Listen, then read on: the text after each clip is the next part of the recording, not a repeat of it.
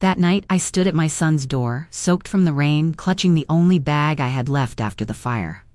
When he opened it, his eyes were cold and his voice sharper than the wind. "Hey, why did you barge in? This isn't a shelter." I froze, my heart breaking quietly, realizing home no longer meant his house. Thank you so much for watching and giving me a bit of your time. It truly means a lot to me. And before I go on, please tell me in the comments where you're watching from. I would love to know. My name is Dorothy, and I live in a quiet little town in Maine, where the sea breeze still carries the smell of pine trees and memories that refuse to fade. I've lived here for many years, long enough to watch seasons change and people change even faster. But I never thought I would see the day when my own son would turn me away. I wasn't always alone. Once upon a time, this heart was full of warmth and laughter. I was the kind of mother who worked 2 jobs, not because I had to, but because I wanted my son to have more than I ever did. I stitched his school shirts late into the night, cooked his favorite meals even when I was too tired to eat, and every time he fell asleep, I whispered a prayer over him, asking God to make his life easier than mine. When his father passed, I promised myself that I would be both mother and father, comfort and discipline, love and guidance. I remember walking to the bus stop on freezing mornings, my hands numb, my shoes thin, just to clean houses so he could have new books for school. Every penny I saved was for him. I still recall the day he graduated. I was wearing my old dress and torn shoes, but I felt like the proudest woman in the world. He hugged me that day, said he'd never forget what I'd done for him, and I believed him. But time has a strange way of testing promises. After he got married, I began to notice little changes. The calls became shorter, the visits less frequent. His wife was polite but distant, always busy, always tired, always just about to leave the room when I entered. I tried not to take it to heart. I told myself that every family adjusts in their own way, that maybe I was expecting too much. But deep down, I could feel something slipping. I would cook his favorite stew whenever they visited, but he'd pick at it, smiling awkwardly, saying they had already eaten. The warmth between us slowly cooled, like a fire left to die without wood. Then one day, he said, "Mom, you don't have to keep doing all this, we're fine." And that small sentence hurt more than he could imagine, because all I ever wanted was to still be needed. I never told him how lonely the house felt after he left, how I would sit by the window with the light on, waiting to see his car pull up even though I knew it wouldn't. I guess every mother reaches a point where she realizes that love sometimes outgrows her, and when it does, all that's left is the echo of what used to be. The day everything changed started like any other, quiet and ordinary. The kind of day that makes you think life will go on just the same, but life rarely gives a warning before it takes something away. I remember I was sitting by the window, reading one of my old recipe books, when I smelled something strange, a faint burning that didn't make sense at first, then smoke began to creep under the door like a living thing. I rushed to the kitchen, but by then the flames had already climbed the walls, hissing and hungry, swallowing everything I owned. I tried to grab what I could, but all I managed to save was my handbag and the framed photo of my husband from the table. I ran outside coughing, barefoot, with the cold rain mixing with the heat of the fire behind me. Standing there, watching the place I called home turn into ashes, I didn't cry, not yet, because shock has a way of freezing tears before they fall. The firefighters came, the neighbors whispered, and I just stood there clutching that picture, thinking how quickly life can take from you the little you thought was safe. That night, when the smoke finally cleared and the sky went black again, I sat on the curb with nothing but my bag, my old coat, and memories that no longer had a place to live. I didn't know where to go, I had no close family nearby, and every shelter was full. I thought of one person, the only person who might open the door, my son. I told myself it was only for a few days, just until I could find a place to stay. The bus ride to his city felt endless, the lights outside blurring as if the world was trying to hide my shame. When I finally arrived, I walked through the rain to his house, my shoes squishing with every step, my hands trembling as I reached the porch. The windows were lit, laughter floated from inside, and for a moment, I felt hope, fragile but alive. I knocked softly, rehearsing in my mind what I'd say, that I just needed a warm bed for one night, maybe two. When the door opened, he looked surprised, then uneasy. I tried to smile, but he didn't smile back. His wife appeared behind him, crossing her arms, her face tight. I explained about the fire, how I lost everything, and that I didn't want to be a burden, just a place to sleep until I figured things out. He hesitated, looked over his shoulder, then said, "We really don't have space, Mom. This isn't a shelter." His words cut deeper than the smoke that had filled my lungs hours earlier. I stood there, trying to find air, trying not to show the hurt, but my voice cracked when I whispered, "I understand." I turned away before he could see the tears, walking down the street with rain dripping into my shoes, each step heavier than the last. That night I found an empty bus stop and sat there till morning, watching the world move on as if nothing had happened. But something inside me changed forever. That was the night I stopped waiting for anyone to save me. The morning after that long, sleepless night, I sat on that cold bench watching people rush past me, each one with somewhere to go, someone waiting for them, and I felt like a ghost moving through a world that no longer saw me. My clothes still smelled of smoke, my fingers stiff from the rain, but I kept whispering to myself that I would be fine, that somehow I would find a way. When the sun finally rose, I walked to the nearest church, not because I wanted pity, but because I needed a quiet place to think. The pastor there, an old man with kind eyes, offered me tea and a blanket without asking too many questions, and that small act of kindness felt like a miracle. He introduced me to a woman named Ruth, who helped with the church's outreach program for seniors.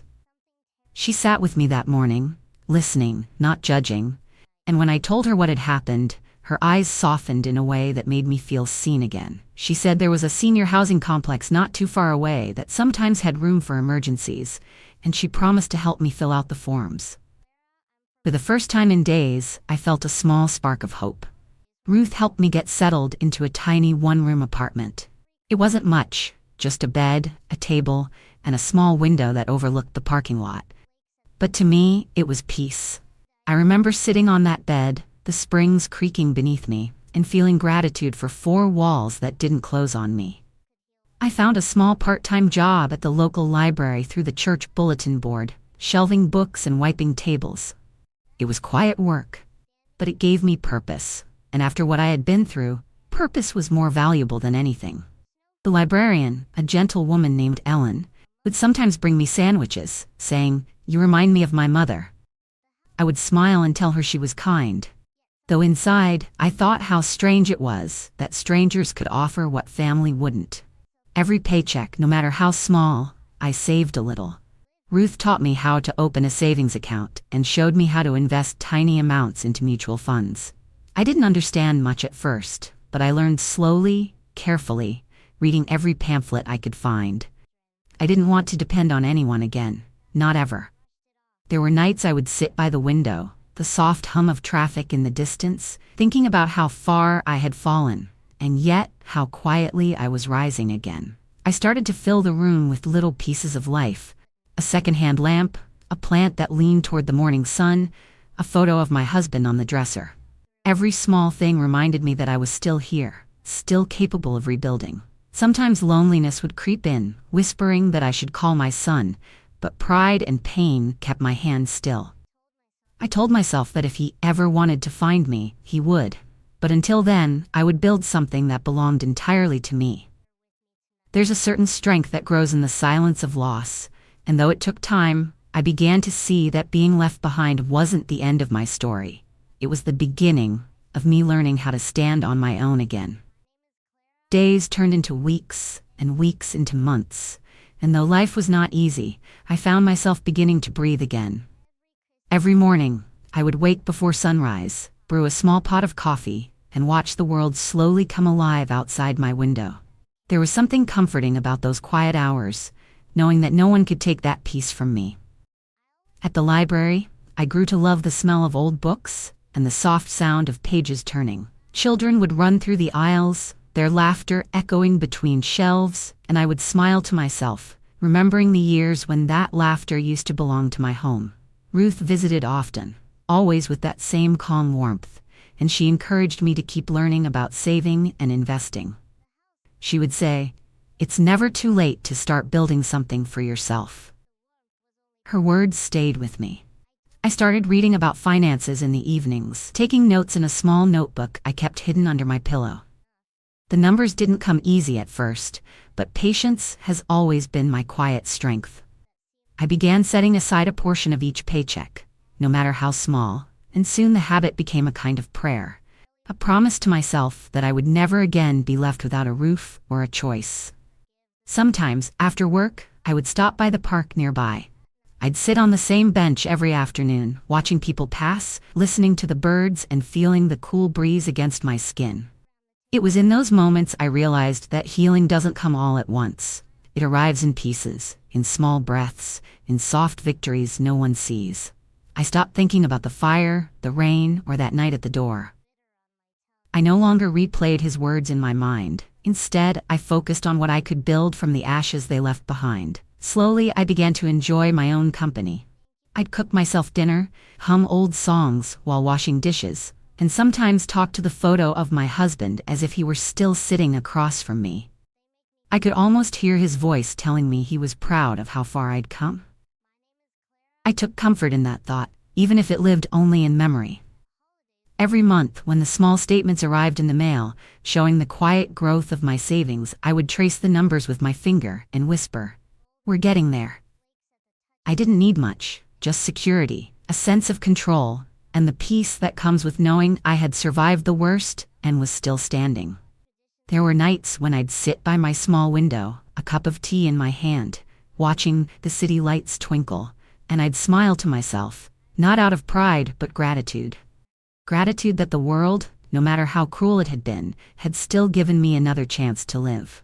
Little by little, I began to believe that my story wasn't one of tragedy, but of quiet strength, the kind that doesn't shout or demand attention, but simply keeps moving forward, one steady breath at a time. One evening, as I was closing up at the library, Ruth stopped by to walk me home. The air was cool, the kind that carried the faint scent of autumn, and we took our time, talking about everything and nothing. She told me about a small group that helped seniors start simple home businesses, little ventures that brought income and community together.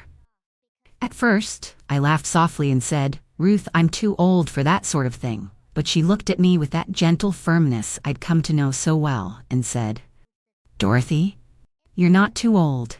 You're just too used to being told to stop dreaming." Those words stayed with me all night. I lay in bed staring at the ceiling, thinking about all the years I had spent helping others build their lives while quietly setting aside my own. The next morning, I decided to attend one of their meetings. There were maybe 10 of us gathered in the church hall, sipping coffee and listening to a woman explain how small steps could lead to independence. She talked about people turning their old hobbies into new beginnings, about the dignity that comes with earning your own way, and something deep inside me began to stir. I told them I used to enjoy baking when I was younger, how my kitchen once smelled of cinnamon and bread on Sunday mornings. They smiled and said that was a perfect place to start, so I did. On weekends, I began baking small batches of cookies and pies, selling them to neighbors and at the church fair. At first, it was more about keeping busy than making money, but when people started coming back asking for more, I realized I had built something that was truly mine. I called it Dorothy's Table. Not because it sounded fancy, but because it reminded me of what I'd lost and what I was slowly reclaiming, a sense of belonging, a place where kindness was served without price. Ruth helped me apply for a small business grant, and to my surprise, I was approved. I used that money to buy a secondhand oven and a few supplies, and soon, the tiny apartment was filled with the comforting smells of home again. I would wake before dawn to bake, then head to the library for my shift, tired but fulfilled. Every evening, I'd pack the next day's orders, humming softly to myself. There was peace in those quiet hours, peace I hadn't known in years. Sometimes, when I closed my eyes, I would picture the fire, but instead of seeing loss, I began to see renewal. From ashes, I had found purpose. From rejection, I had found resolve. Ruth would often remind me that the best success is the kind no one sees coming, and she was right. I wasn't rich, but I was secure. I didn't have family nearby, but I was surrounded by good people who saw me as one of their own. I began to believe again, not in luck or chance, but in the quiet miracle of persistence, the kind that grows when you refuse to give up on yourself. As the years passed, my little baking business began to bloom in ways I never expected, and with each pie and cookie that left my kitchen, I felt myself healing piece by piece. People from all over town would stop by just to say hello, and sometimes they didn't even buy anything. They just wanted to sit for a while, have a cup of tea, and share a story. I think that's what made me happiest, knowing that warmth could be baked into something as simple as bread. The library still kept me busy during the week, but my weekends became something sacred, a rhythm of flour, sugar, and laughter. I started saving more seriously, not out of fear like before, but out of pride. Ruth helped me open a modest investment account, and she taught me how to let my money work quietly while I kept living my life. I didn't rush anything, I just stayed consistent, the way you tend to a garden and wait for the flowers to bloom in their own time. Every few months I would check my balance, and each time, it grew a little higher, a little stronger, just like I was. The world outside kept changing, but I found comfort in my routines, in the simple joys of independence. I bought myself a small used car, old but dependable, and for the first time in years, I felt truly free. I would take drives along the coast on Sunday mornings, watching the gulls glide above the water, and I'd whisper to myself, "You made it, Dorothy, you made it through." It wasn't about proving anything to anyone anymore. It was about acknowledging that even after being turned away, I had built something beautiful out of nothing. Ruth would often come by with her husband, and we'd sit on the tiny balcony outside my apartment, sipping lemonade and laughing about the silly things that used to trouble us. She told me I had a gift, not just for baking, but for resilience. I smiled and said, I just learned how to keep walking, even when the road disappeared under my feet. When tax season came around, my modest savings and small business earnings surprised me. I had more than enough to think about something I'd once believed was impossible, a home of my own. The thought frightened me at first. After losing everything in that fire, the idea of owning another place felt risky, almost painful. But Ruth reminded me that fear and faith often live side by side. So I started looking quietly, searching for a small house where the mornings would be calm and the nights would feel safe. It took almost a year, but one day I found it. A charming little cottage just outside of town, surrounded by wildflowers and silence. The moment I stepped inside, I knew it was mine. The sunlight spilled through the windows like a blessing, touching every corner as if to welcome me home. I used part of my savings and a senior loan program to make it official. When the papers were signed and the keys were placed in my hand, I felt something break open inside me. Not sorrow, not relief, but something pure and unshakable. I stood there for a long while, whispering, "You did it." That small cottage became the symbol of everything I had lost and rebuilt, not through anger or revenge, but through grace, patience, and the stubborn belief that even in the later chapters of life, new beginnings can still bloom. The day I moved into that little cottage felt like walking into a dream I had once been too afraid to imagine. And as I carried in the last box, I stood in the doorway for a moment, breathing in the scent of fresh paint and sunlight. It was quiet, the kind of quiet that fills your heart rather than your ears. And I let it wrap around me like a long-awaited hug. The house wasn't big, but it was perfect. A cozy kitchen with an old stove that reminded me of my mother's, a living room that glowed golden in the morning light, and a small garden out back where I planted daisies and rosemary. I spent my evenings watching the sunset from the porch, a cup of tea in my hand, listening to the crickets sing while the world softened around me. It became my safe place, my proof that peace can grow, even from ashes. I made friends with the neighbors too, kind people who'd wave whenever they saw me out front. And some weekends, I'd invite a few of them over for pie and stories. They'd always tell me my cottage felt warm, that it had a kind of soul to it. And I'd smile quietly, knowing that warmth had been built out of every hurt I had survived. Life began to take on a different kind of rhythm, not rushed or anxious, just steady. The little business I'd started years ago continued to flourish, And now that I had a bigger kitchen, I could bake more, not for money, but because I loved seeing how it brought people together. Sometimes I'd bake extra and bring them to the nursing home down the road, where some of the residents would sit outside waiting for me, their faces lighting up when they saw the box in my hands. Those were the moments that made me feel rich. Not in money, but in meaning. Every corner of that cottage reflected who I had become. Strong, independent, and still capable of giving love, even after being denied it.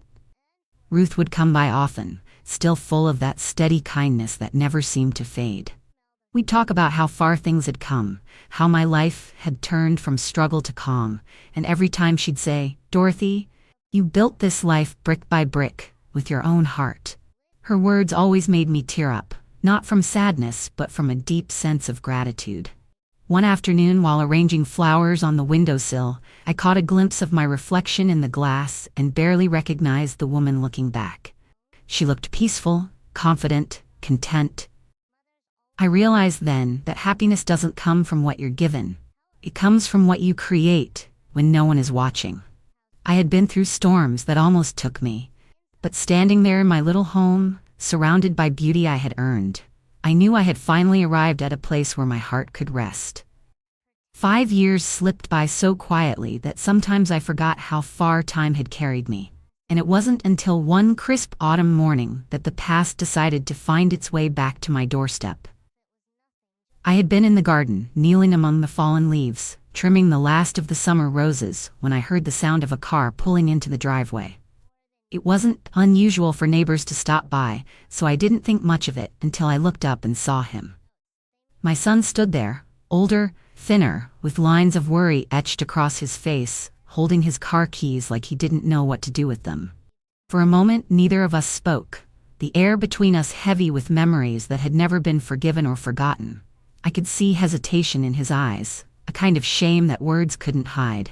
And in that instant, every emotion I had buried came rushing back. Not anger, not sorrow, just a quiet ache for what could have been.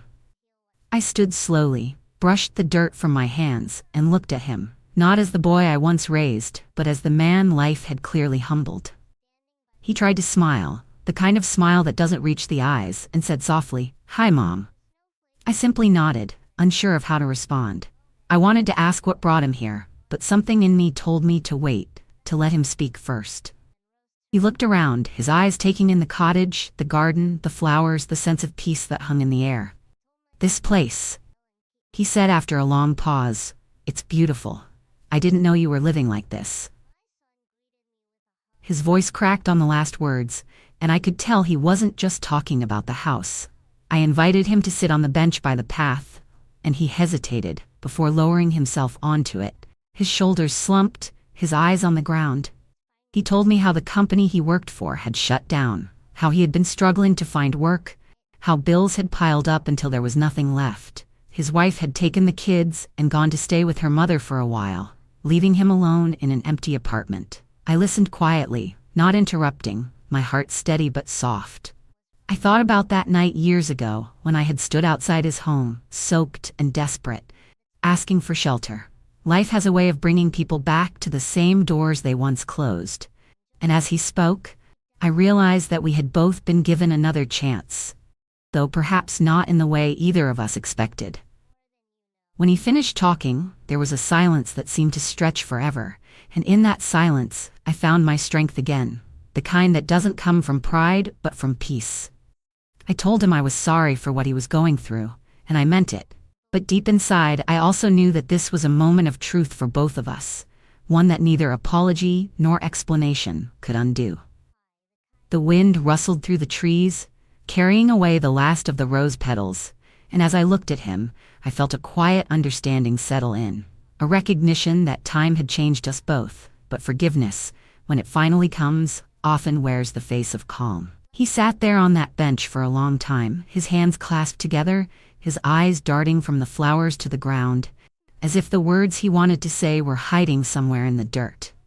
I could tell it took everything in him to finally look at me. And when he did, I saw a kind of vulnerability I hadn't seen since he was a boy.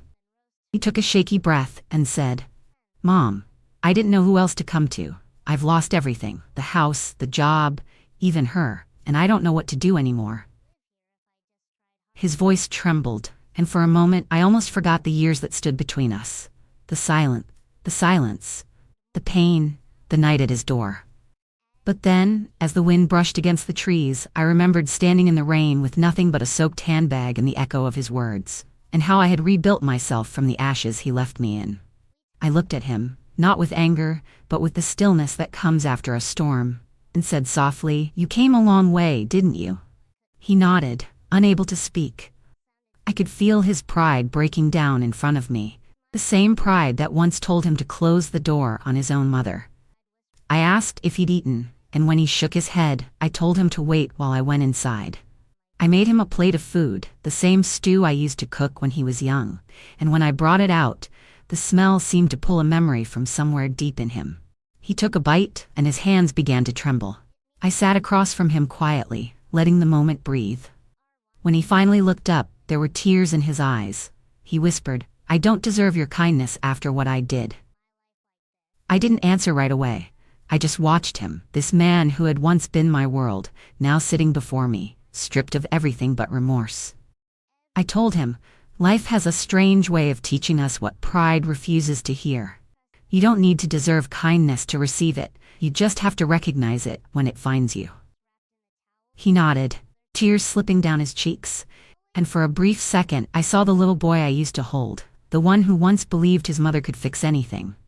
But time changes everything, and love, once bruised, takes its time to trust again. We sat there in silence, the sound of the leaves moving gently above us, and I realized that life had come full circle. He was now the one seeking shelter, not from the rain but from the consequences of his own choices. When he finally asked if he could stay for a while until he figured things out, I looked at him with the same calm I had the night he turned me away, and I said, "This isn't a shelter." His face fell, and for a moment he didn't seem to understand. I let the silence sit between us, then added softly, "You taught me that." His eyes widened, and all the color drained from his face. He lowered his head, the weight of his own words returning to him like a mirror he couldn't escape. I stood up slowly, resting my hand on the back of the chair, and said, "But you can come inside for dinner. The food's warm, and you look tired." He nodded, still unable to speak, and I walked ahead of him, the way I used to when he was small, but this time I didn't look back. When we stepped inside, the air was thick with quiet, the kind of silence that speaks louder than any argument ever could. He followed me into the kitchen, his eyes wandering over every little thing, the old photographs on the wall, the curtains I had sewn by hand, the shelf lined with recipe books, and framed smiles that didn't include him. He looked around as if trying to piece together how the mother he once turned away had built a life so full, so steady, without him in it. I could feel the weight of his thoughts hanging in the air, but I said nothing. I served him the food, set a plate for myself, and we sat across from each other like two strangers learning how to speak again. He kept glancing at me, as though expecting me to scold him, to shout, to make him carry the shame he already felt, but I had no anger left. I had lived through storms much harsher than this one, and anger had long since lost its home inside me. After a while he began to talk, his words slow and uneven. He told me how everything had started falling apart the same year his company began cutting jobs, how he had tried to keep up appearances, pretending everything was fine even when the bills kept growing, and how his pride wouldn't let him ask for help until there was nothing left. He said he had thought of calling me so many times, but couldn't bring himself to do it because the memory of that night, the night he sent me away, haunted him more than he could bear. His voice broke as he said, "I still see you standing there, Mom, in the rain. I can't forget it." I looked down at my hands, remembering that night too, the cold, the helplessness, the weight of betrayal that only a mother can understand. But I didn't want him to see that pain anymore. I reached across the table and gently touched his hand, not to erase what had been done, but to show him that forgiveness, real forgiveness, doesn't need an audience or a grand gesture. It just needs a heart that has learned how to heal. He began to cry quietly, the kind of tears that don't ask for pity, just release, and I let him. I told him that I had forgiven him a long time ago, not because he asked, but because I had to free myself from carrying that hurt. I said, "You were my greatest joy once, and even when you broke me, a part of me still prayed for you every single night." He looked at me with disbelief, whispering, "How could you still love me after that?" I smiled faintly and said, "A mother's heart doesn't stop loving, it just learns where to place that love so it doesn't destroy her." The words hung there between us, soft and unshakable. He nodded slowly, wiping his face with trembling hands, and for the first time in years there was a sense of peace in the room. Not the kind that forgets, but the kind that finally lets go. We didn't talk much after that, but we didn't need to. Sometimes silence carries the answers words can't hold. When he finished his meal, I told him he could stay the night on the couch if he wanted, just for rest, nothing more, and he agreed quietly. As I watched him settle in later, his eyes heavy from exhaustion and regret, I realized that life has its own way of humbling us all. And in that moment, I knew that my peace no longer depended on his apology, but on my ability to keep my heart open without losing myself again. The next morning, I woke early as I always did, the light barely touching the curtains, and for a moment, I forgot that he was there. Then I heard the faint sound of movement from the living room, the creak of the old couch, and it all came rushing back. I stood by the kitchen counter, waiting for the kettle to boil, and looked through the doorway at him sitting there, his head in his hands, shoulders hunched like a man carrying years of regret. When he looked up and saw me, he tried to smile, but the pain in his eyes spoke louder than words ever could. I poured 2 cups of tea and placed one in front of him, and we sat together in that early morning quiet, the kind of silence that feels almost sacred. He said he hadn't slept much, that the night had felt heavy with thoughts he didn't know how to face. He told me how he had replayed that night in his mind over and over again, wondering how different things might have been if he had just opened the door and let me in.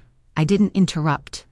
I let him speak, because sometimes people need to hear their own guilt out loud before they can let it go.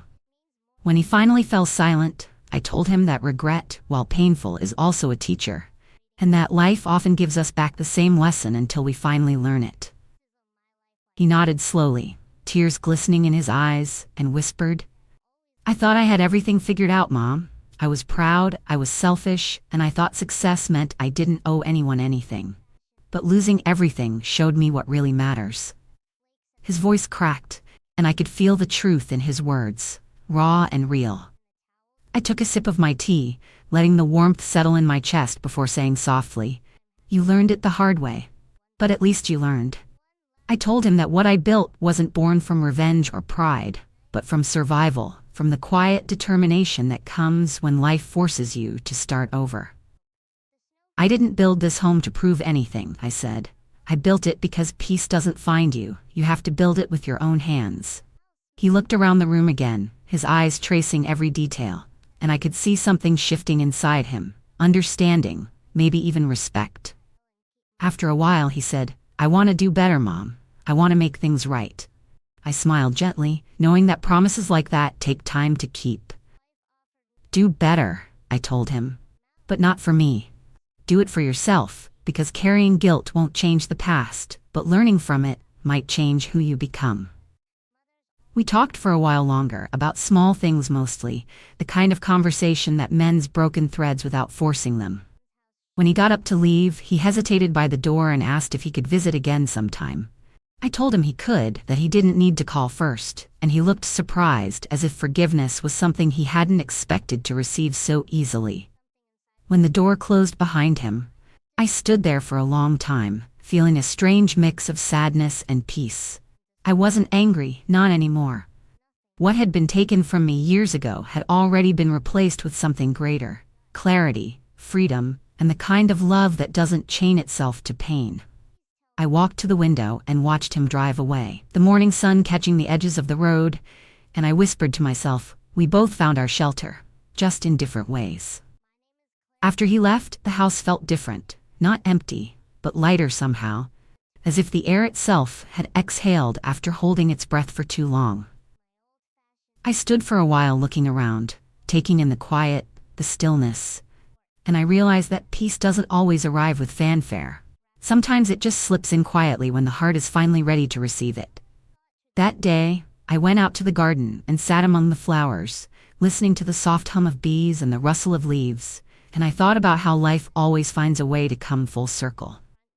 I had spent years mourning what I lost, but now as the sun touched my face, I understood that what I gained mattered even more.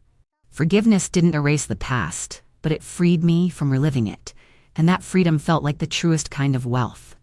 I had built something lasting, not from anger, but from grace, and though time had aged my hands, it had also softened my heart. I looked toward the horizon, where the sky stretched wide and golden, and I whispered a quiet prayer of thanks. Not for what I had, but for what I had learned. Life will always test you, sometimes through loss, sometimes through the people you love, but what matters is how you rise when you've been left in the rain. And as I sat there surrounded by the gentle whisper of wind through the trees, I felt a deep stillness settle in me, the kind that doesn't fade when the world grows loud again. Thank you for staying with me till the end of my story. It truly means more than I can say. If my story touched your heart in any way, please let me know in the comments. I'd love to hear where you're watching from and what part spoke to you most. Don't forget to subscribe and join me for the next story, because every life carries a lesson, and sometimes sharing it helps another heart find its strength.